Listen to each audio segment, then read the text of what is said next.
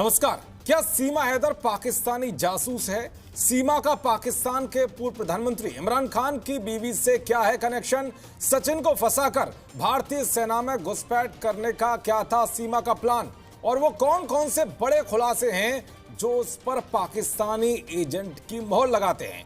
आखिर वो कैसे अपने ही जवाबों में फंस गई? और सबसे बड़ा सवाल ये कि क्या अब सीमा हैदर को पाकिस्तान भेजा जाएगा या फिर भारत की ही जेल में रखा जाएगा? 4 बच्चों के साथ पाकिस्तान से अवैध रूप से भारत आई सीमा हैदर लगातार सवालों के घेरे में बनी हुई है। यूपी एटीएस की 3 दिन तक चली पूछताछ पूरी हो चुकी है। खासकर उसके पास से यूपी एटीएस ने जो चीजें बरामद की हैं वो कहीं ना कहीं उस पर शक पैदा करती हैं। तो सबसे पहले बात करते हैं सीमा के पाकिस्तानी जासूसी वाले सबूतों की। दरअसल यूपी एटीएस ने सीमा हैदर के सभी सोशल मीडिया अकाउंट को खंगाला है, जिसमें ज्यादातर दिल्ली एनसीआर के लोग जुड़े मिले हैं। सीमा कहती है कि वो सचिन से प्यार करती है, मगर वो फेसबुक पर सचिन से दोस्ती करने से पहले ही सेना के अधिकारियों को फ्रेंड रिक्वेस्ट भेजती है। हालांकि ये ठीक रहा कि उसकी फ्रेंड रिक्वेस्ट एक्सेप्ट नहीं हुई। यह खुलासा खुद सीमा हैदर ने एटीएस के सामने किया। क्या ऐसा करके सीमा का मकसद सेना और भारत से जुड़ी खुफिया जानकारी हासिल करने का था? और वो दिल्ली में भी कई लोगों को कैसे जानती थी? यूपी एटीएस के अधिकारियों ने सीमा हैदर से यह भी पूछा कि क्या तुम कोई कोड वर्ड का इस्तेमाल करती थी? इस पर वो ना कहती है। इसीलिए यूपी एटीएस की जांच फूफी शब्द के इर्द गिर्द घूम रही है। आईएसआई की भाषा में फूफी उसे कहते हैं जो भारत से जानकारियां चुराकर पाकिस्तान भेजता है। लेकिन सीमा अपने कई बयानों से पलटी मारती हुई दिखाई दी और पूछताछ के दौरान लगातार रोती रही। सीमा भले ही एटीएस के सवालों के जवाब देने से बच रही हो, लेकिन एटीएस के साथ साथ देश की खुफिया एजेंसी को सीमा की किसी भी दलील और जवाब पर यकीन नहीं है और इसके पीछे कई पुख्ता सबूत भी हैं। उन्हीं में से एक प्रमाण है सीमा हैदर के संदिग्ध पाकिस्तानी रिश्तेदार, क्योंकि सीमा के भाई और चाचा दोनों ही पाकिस्तानी सेना में हैं। सीमा के भाई का नाम आसिफ है और उसका चाचा गुलाम अकबर भी पाकिस्तानी सेना में सर्विस करता है। लेकिन जब एटीएस ने सीमा से उसके भाई के बारे में सवाल पूछा तो सीमा ने बड़ी होशियारी से जवाब को घुमा दिया। एटीएस ने सीमा हैदर से पूछा कि क्या तुम्हारे भाई और चाचा जो पाकिस्तानी आर्मी में हैं, उन्होंने तुम्हें यहां भेजा है या फिर आईएसआई ने भारत में जाने के लिए कहा? इस सवाल के जवाब में सीमा ने जवाब दिया कि मैं अपने भाई और चाचा से सालों से नहीं मिली हूं और ये आईएसआई क्या होता है ये मुझे पिछले कुछ दिनों में भारत आने पर पता चला। तो वह सीमा हैदर के पास से नोएडा पुलिस ने 4 मोबाइल फोन बरामद किए थे जो चालू हालत में थे। उसके पास 5 सिम कार्ड भी थे, जबकि उसके पास एक टूटा हुआ मोबाइल भी मिला है।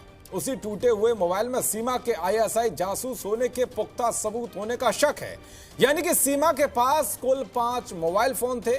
पाकिस्तानी मोबाइल फोन तोड़ने से पहले सीमा ने उसका डेटा डिलीट किया था, यहां तक कि उसमें लगे सिम कार्ड को भी तोड़ दिया गया था। मोबाइल फोन को लेकर जब एटीएस ने कड़ाई से सीमा से पूछताछ की तो सीमा ने किसी शातिर की तरह जवाब दिया। एटीएस अफसर ने पूछा कि नोएडा पुलिस ने तुम्हारे पास से 4 मोबाइल और 4 सिम कार्ड बरामद किए, इतने मोबाइल तुम्हारे पास क्या कर रहे थे और उन्हें तोड़ा क्यों? इस पर सीमा हैदर जवाब देती है कि नेपाल से भारत आने पर मेरा पाकिस्तान का सिम काम नहीं कर रहा था और जब मैं सचिन के पास आई थी तब मुझे उन्होंने नया सिम ला कर दिया था। मोबाइल इसलिए तोड़ दिया था क्योंकि मैं नहीं चाहती थी कि पाकिस्तान के लोग मुझे ट्रेस कर सके। एटीएस ने फिर सवाल दागा कि सचिन ने एक सिम लाकर दिया, बाकी सिम कैसे आए? इस पर सीमा ने कहा कि मुझे याद नहीं है। यानी कि जहां उसे सवाल का जवाब घुमाना हो तो उसका जवाब देती है और जिसमें वो फंसे तो उसका जवाब नहीं देती। पाकिस्तान में करीब करीब हर शख्स उर्दू बोलता है। हिंदी शब्दों से पाकिस्तान में दूर दूर तक कोई नाता नहीं है, लेकिन सीमा की भाषा में कहीं भी उर्दू नहीं झलकती। क्या यह संभव है कि मैं जो चंद महीनों में सालों तक पाकिस्तान में रही एक गरीब लड़की की भाषा पूरी तरह से बदल जाए?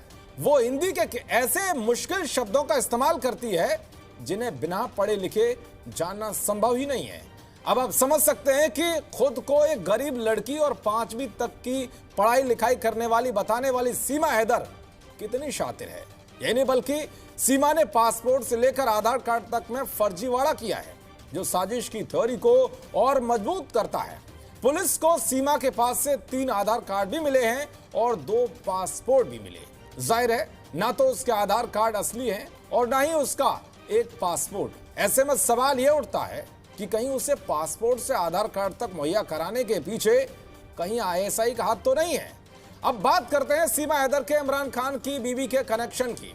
दरअसल इमरान खान की पत्नी बुशरा बीबी के बारे में ऐसा कहा जाता है कि वो जादू टोना करने में माहिर हैं। इमरान खान जब भी मुसीबत में पड़े तो उनकी पत्नी बुशरा बीबी ने उन्हें हर चंगुल से बचाया। यानी कि जादू टोने के लिए इमरान खान की बीवी प्रसिद्ध हैं। इसी बीच खुद को सीमा हैदर की बचपन की दोस्त बताने वाली महिला ने कई सनसनीखेज खुलासे किए। उसने दावा किया कि सीमा काला जादू करने में माहिर है। उसके होने वाले मंगेतर पर सीमा ने काला जादू किया तो वो सड़क पर आ गई। ऐसे में चर्चा इस बात की है कि क्या सीमा को इमरान खान की पत्नी ने जादू टोना सिखाया है और इसका इस्तेमाल वो पाकिस्तानी एजेंट के तौर पर करना चाहती है। खैर इन दावों में कितनी सच्चाई है ये तो जांच के बाद ही पता चल पाएगा। तो वह सीमा हैदर से यूपी एटीएस की 3 दिन तक चली पूछताछ पूरी हो चुकी है। पूछताछ के दौरान एटीएस को कई अहम जानकारियां हाथ लगी हैं। अब यूपी एटीएस अपनी रिपोर्ट गृह विभाग को सौंपेगी, जिसके बाद आधार पर अगली कार्रवाई की जाएगी और जानकारी के मुताबिक सीमा हैदर को पाकिस्तान डिपोर्ट किया जा सकता है। हालांकि इस पर फैसला लेने से पहले सरकार को कोर्ट से